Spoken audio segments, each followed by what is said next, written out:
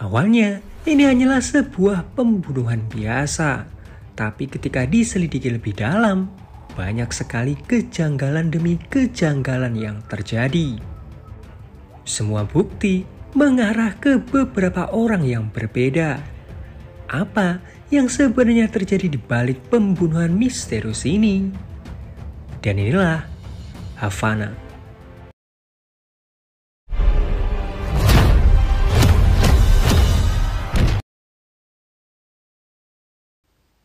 Seorang wanita duduk terdiam mematung. Di hadapannya terlihat jelas jasad suaminya. Esok harinya, seorang pengacara bernama Lee datang ke kantor polisi. Dia mencoba bertemu kliennya yang merupakan wanita di awal film tadi yang bernama Sung. Lee melihat berkas laporannya dan menyimpulkan bahwa suaminya Sung ini sering melakukan KDRT. Jadi mungkin itulah alasan Sung sampai membunuh suaminya. Tapi ketika dimintai keterangan, Sung seolah menolak. Dia enggan bercerita apa yang sebenarnya terjadi. Dia malah lebih memilih mengakui bahwa itu semua memang perbuatannya. Sung ingin persidangan ini cepat selesai. Lee merasa ada yang aneh. Di awal interogasi, Sung mengaku bukan dia pembunuhnya. Tapi sekarang dia tiba-tiba mengaku. Lantas, kesaksian mana yang harus dia percayai? Lee mencoba memberikan pengertian bahwa dia akan melakukan tugasnya sebagai pengacara, yaitu membela kliennya dengan baik. Jadi Sung diminta untuk menceritakan kronologinya. Sung seolah menolak. Dia pamit untuk pergi. Pengacara Lee merasa ada yang janggal dari kasus ini. Di kantor, pengacara Lee membuka lagi laporan kematian korban, di mana korban ini diberikan obat tidur dengan dosis tinggi.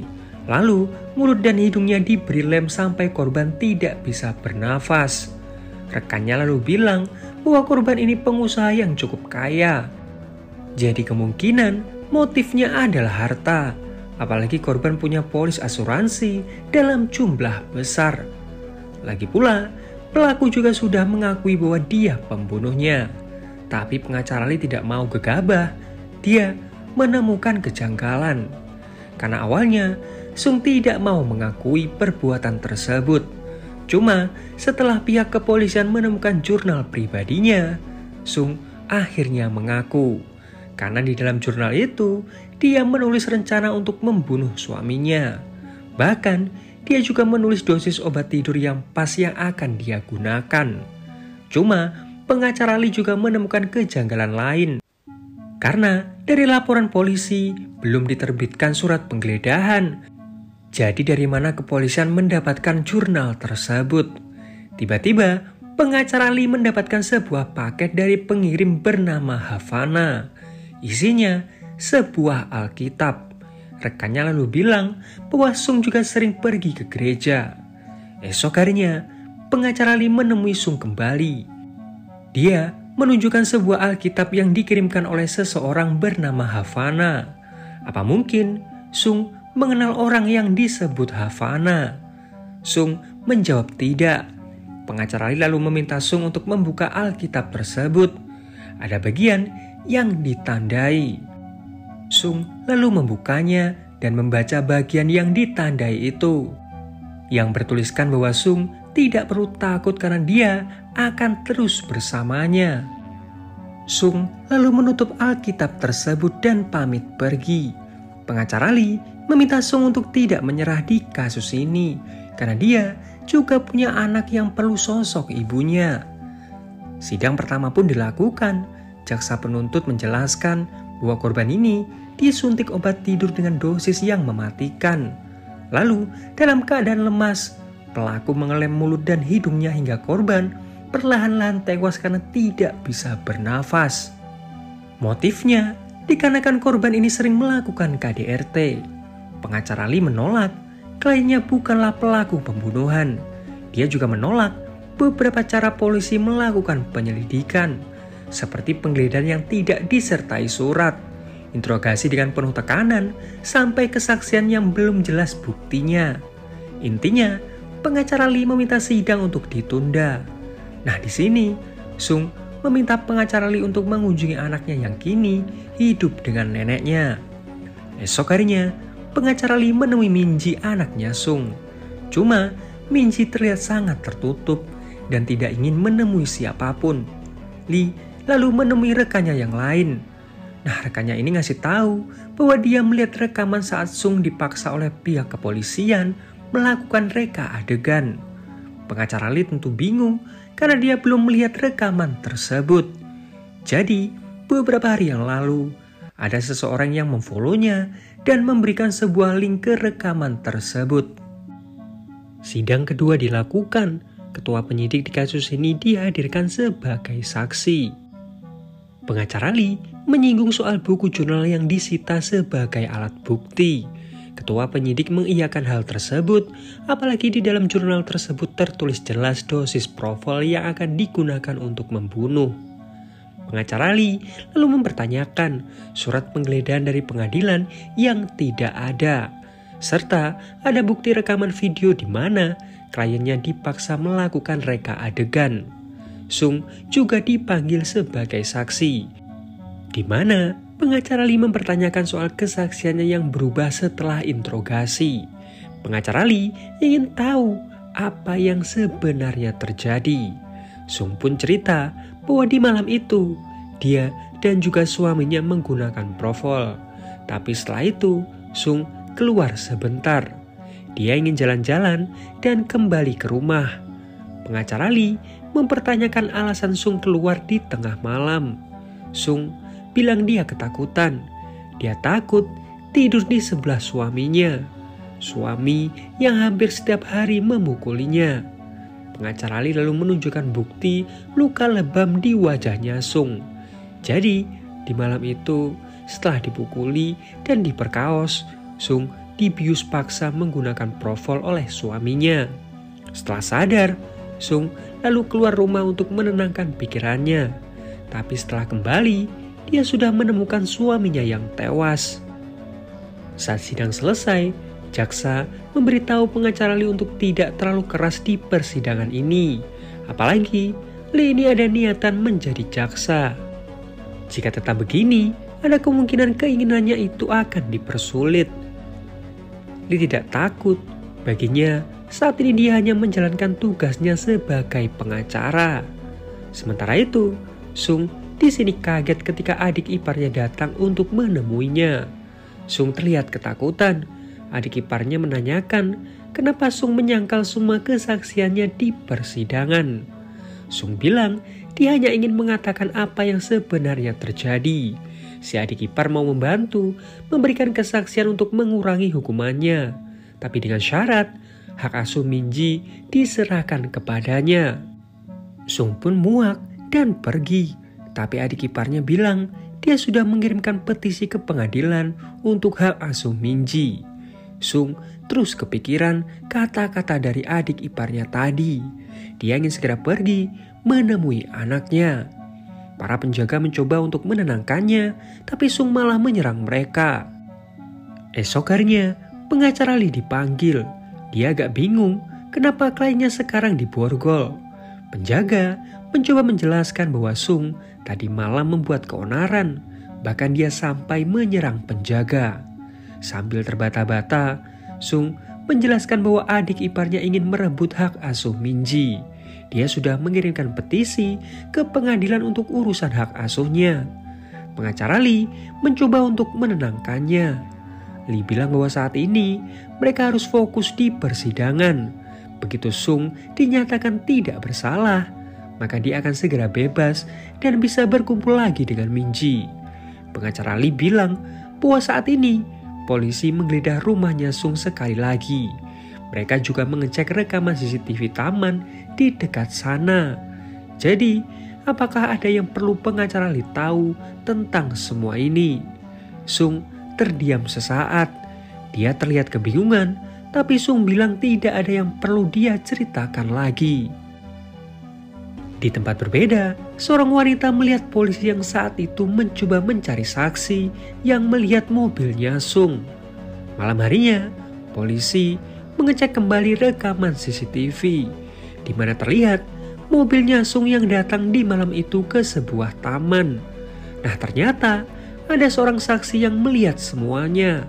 Saksi itu lalu dihadirkan ke pengadilan, di mana si saksi memberikan penjelasan bahwa Sung sempat masuk ke mobil lain dan berpelukan dengan seseorang di dalamnya. Nah, dengan kesaksian ini, jaksa yakin bahwa Sung dibantu selingkuhannya untuk membunuh korban. Pengacara Lee mencoba membela Sung. Dia bilang kejadiannya 2 bulan yang lalu, dan di saat itu si saksi sedang jogging. Mungkin saja dia lupa atau melihat orang yang hampir sama dengan Sung. Bahkan saksi tidak hafal plat mobilnya. Pengacara Lee terus-terusan menyudutkan saksi, tapi Sung memintanya untuk berhenti. Dia memberikan catatan bahwa apa yang dikatakan saksi merupakan sebuah kebenaran.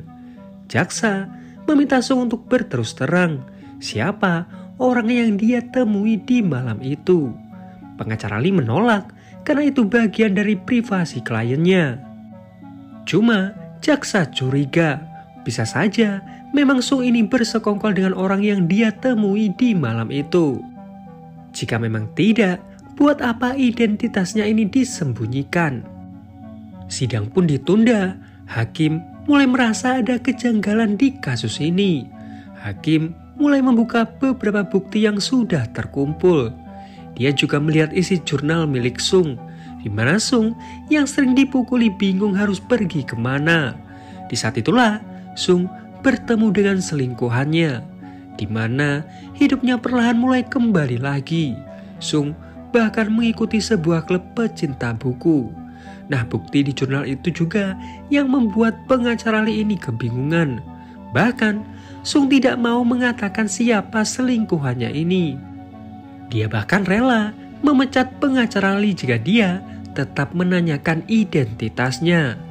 Tiba-tiba sebuah fax masuk yang membuktikan bahwa adik iparnya Sung memiliki akses ke Propofol. Mereka bingung siapa orang yang mengirimkan informasi sepenting ini. Pengacara Lee berasumsi bahwa ini semua ulah Havana. Dia lalu menanyakan akun Facebook yang mengirimkan link video Sung ketika dipaksa melakukan reka adegan. Nah, setelah dicari, ternyata akun tersebut menghilang. Salah satu rekannya mempertanyakan apakah bukti fax ini bisa dipercaya. Rekannya yang lain lalu punya ide untuk membuktikannya langsung. Malam harinya, rekannya pengacara Lee ini bertemu dengan adik iparnya Sung yang bernama Jang untuk memeriksakan peliharaannya. Si rekan mempertanyakan apakah Jang akan membius anjingnya dengan Propofol. Jang dengan santainya menjawab iya. Sikap Jang mulai berubah dan hal itu membuatnya ketakutan. Untungnya, si rekan berhasil pergi dan merekam semua percakapan mereka. Esok harinya, sidang dilanjutkan kembali. Jang didatangkan sebagai saksi. Sebelum mulai, Jang ingin menyampaikan kesedihannya sepeninggal kakaknya. Dan karena hal itulah, dia mengajukan hak asuh atas Minji. Jaksa penuntut lalu mempertanyakan apakah hubungan antara korban dan terdakwa ini memang tidak baik-baik saja sejak dulu. Jang pun bilang memang mereka sering bertengkar dan tidak jarang juga Sung ini memberontak dan melawan. Baru-baru ini kakaknya cerita bahwa dia ketakutan dengan istrinya sendiri yang sering mengancam akan membunuhnya. Jaksa bertanya, itu artinya terdakwa sudah merencanakan sesuatu sebelumnya. Jang mengiyakan hal itu. Pengacara Lee menanyakan apakah Jang sadar ketika Sung terbukti bersalah atas kasus pembunuhan ini, maka hak warisnya akan jatuh ke Minji. Artinya, semua warisan dan kekayaan dari kakaknya Jang akan Jang kelola sampai Minji ini dewasa nantinya. Itukah alasan Jang kekeh mengajukan hak asuh terhadap Minji? Jang beralasan dia tidak mau keponakannya ini diasuh oleh seorang pembunuh. Pengacara Lee lalu menanyakan pertanyaan lain, bahwa beberapa bulan yang lalu Jang ini datang menemui kakaknya untuk meminjam sejumlah uang yang digunakan untuk modal usahanya. Cuma si kakak menolak dan hal itu membuat hubungan Jang serta kakaknya jadi renggang. Pengacara Lee juga punya bukti catatan panggilan di mana Jang menanyakan ke beberapa asuransi apakah kakaknya merupakan klien mereka. Pengacara Lee yang tahu bahwa Jang merupakan mantan perawat menanyakan apakah Jang pernah menyuntikkan propofol untuk menidurkan binatang. Jang merasa tersinggung dan tidak mau menjawab pertanyaan tersebut. Jaksa juga menolak karena pengacara Lee terlalu menyudutkan saksi. Tapi hakim meminta pengacara Lee untuk tetap bertanya. Pengacara Lee terus bertanya apakah Jang pergi ke rumah kakaknya di malam kejadian. Jang menolak untuk menjawab. Pengacara Lee terus memaksa dan jaksa meminta hakim untuk menghentikan pengacara Lee yang terus-terusan mencecar Jang. Hakim pun meminta Lee untuk kembali ke kursinya. Pengacara Lee berniat memberikan rekaman bukti yang dia dapatkan semalam, tapi jaksa menolak karena ditakutkan bahwa rekaman bukti tersebut hanyalah rekayasa. Hakim lalu memutuskan untuk memeriksa rekaman tersebut sebelum dijadikan alat bukti. Sidang ditunda kembali. Hakim meminta pengacara Lee untuk menemuinya. Di sini, hakim bilang bahwa bukti rekaman tersebut mungkin hanya membuktikan bahwa Jang pemasok propofol, tapi tidak membuktikan bahwa dia pembunuhnya. Hakim bahkan menanyakan apakah Lee 100% percaya semua perkataan kliennya. Sementara masih banyak yang ditutup-tutupi oleh Sung termasuk identitas dari selingkuhannya itu. Pengacara Lee tetap percaya karena dia yakin Sung pasti punya suatu alasan. Tapi pengacara Lee tidak tinggal diam, dia juga pasti akan mencari kebenarannya. Di tempat berbeda, saat si nenek keluar, Jang menemui Minji. Jang di sini memaksa Minji untuk menceritakan apa yang sebenarnya terjadi di malam kejadian. Minji gemetaran, dia terlihat sangat ketakutan. Minji bilang dia tidak tahu apapun. Jang terus mengancam jika Minji tidak mau mengatakan kebenarannya, maka ibunya yang akan terus dipenjara. Malam harinya, pengacara Lee mendapatkan berita bahwa Minji dilarikan ke rumah sakit. Minji demam tinggi setelah bertemu dengan Jang. Pengacara Lee mencoba berbicara dengan Minji. Di sini, Minji seperti ingin menyampaikan sesuatu, tapi tiba-tiba dia terdiam. Dia ingat akan janjinya ke ibunya untuk tidak mengatakan apapun agar ibunya bisa segera kembali. Pengacara Lee lalu melihat bungkusan bertuliskan Havana Book. Ternyata Havana Book ini adalah sebuah toko buku. Nah, di sini pengacara Lee bertemu dengan seorang laki-laki pemilik toko buku tersebut, sebut saja Han. Di sini pengacara Lee juga melihat beberapa foto Sung yang bersebelahan dengan Han. Han cerita bahwa dia sangat mengenali Sung karena Sung satu klub buku bersamanya. Siang itu juga, pengacara Lee menemui Sung di penjara dan menjelaskan bahwa jaksa penuntut akan menghadirkan Minji sebagai saksi kunci karena mereka yakin Minji melihat sesuatu. Sung terlihat sangat panik. Dia ingin pengacara Lee untuk membantu agar Minji tidak dihadirkan sebagai saksi. Nah, di sini pengacara Lee meminta Sung untuk mengatakan kebenarannya. Sung terlihat kebingungan. Pengacara Lee menjelaskan bahwa dia baru saja pergi ke Havana Book dan mengetahui kebenaran bahwa Sung sangat dekat dengan pemilik toko tersebut. Jadi pengacara Lee memintanya untuk jujur, apakah Hanlah yang Sung temui di mobil di malam itu? Apakah ada orang lain yang membantu Sung di malam kejadian? Dan hal itu dilihat oleh Minji. Pengacara Lee memaksa Sung untuk berkata jujur jika dia ingin segera bebas. Sung terdiam sesaat dan bilang bahwa dia memanglah pelakunya.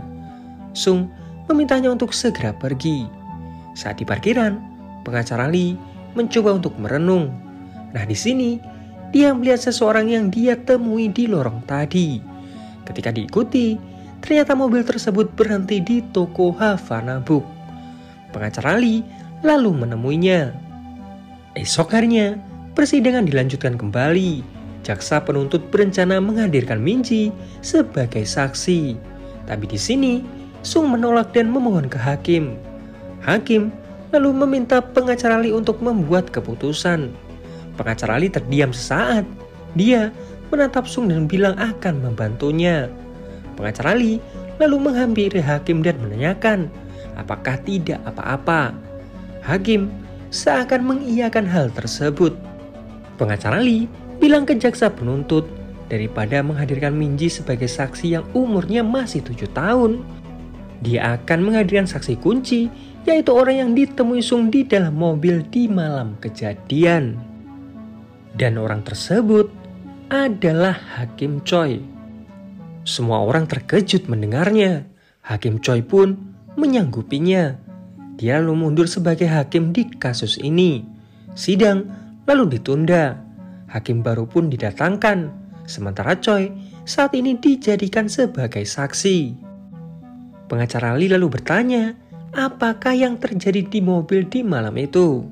Choi mulai menjelaskan bahwa dia dan juga Sung ini saling jatuh cinta dan menjalin hubungan. Di malam itu, Choi yang melihat Sung terluka memintanya untuk pindah bersama Minji ke rumahnya. Tapi di sini, Sung menolak. Dia tahu suaminya pasti akan menemukan mereka dan mungkin akan melakukan sesuatu yang lebih kejam. Choi mencoba untuk menguatkan Sung dan mengatakan bahwa dia akan selalu berada di sisinya Sung apapun yang terjadi. Dan di jam 3 pagi, Sung kembali ke rumahnya. Pengacara Lee lalu menunjukkan rekaman dashcam mobil yang menunjukkan dari jam 12 sampai jam 3 pagi bahwa Sung berada di mobilnya Choi. Sementara perkiraan kematian korban di jam 2 pagi. Jadi bisa dipastikan bahwa Sung bukanlah pelakunya. Choi lalu meminta maaf ke Sung. Seharusnya sejak awal dia memberanikan diri untuk bersaksi. Tapi nyatanya dia tidak berani. Dia takut ketika perselingkuhan ini diketahui publik, maka dia akan kehilangan segalanya. Tapi ketika melihat Sung menderita dan dia hanya berdiam diri saja, Choi merasa sangat berdosa karena baginya kehilangan Sung juga kehilangan separuh hidupnya. Setelah melihat bukti yang diberikan pengacara Lee, hakim memutuskan bahwa Sung tidak bersalah. Esok harinya, Sung bebas dan Minji menunggunya di luar. Minji bilang dia menepati janjinya untuk tidak mengatakan apapun ke siapapun. Dan dia mengatakan bahwa ini semua hanyalah mimpi. Di mimpinya, dia menghukum ayahnya sendiri agar tidak memukuli ibunya lagi. Sung mencoba menenangkan anaknya dan memintanya untuk melupakan mimpi tersebut. Sung lalu menidurkan Minji. Di saat inilah pengacara Lee melihat gambar yang dilukis oleh Minji. Dia sadar akan sesuatu. Pengacara Lee lalu bertanya, apakah Minji benar-benar tertidur di malam kejadian? Dan disinilah plot twist sebenarnya terjadi. Karena ternyata pembunuh aslinya adalah Minji. Sung yang panik langsung meminta Minji untuk merahasiakan semuanya. 2 tahun berlalu, kini Lee jadi seorang jaksa penuntut dan dia masih merahasiakan tentang siapa pembunuh sebenarnya di kasus ini. Dan film pun berakhir. Nah, itu tadi alur cerita film Havana. Seperti biasa, like kalau kalian suka, dislike kalau enggak, subscribe kalau belum. Sampai jumpa di video yang lain. Daejum.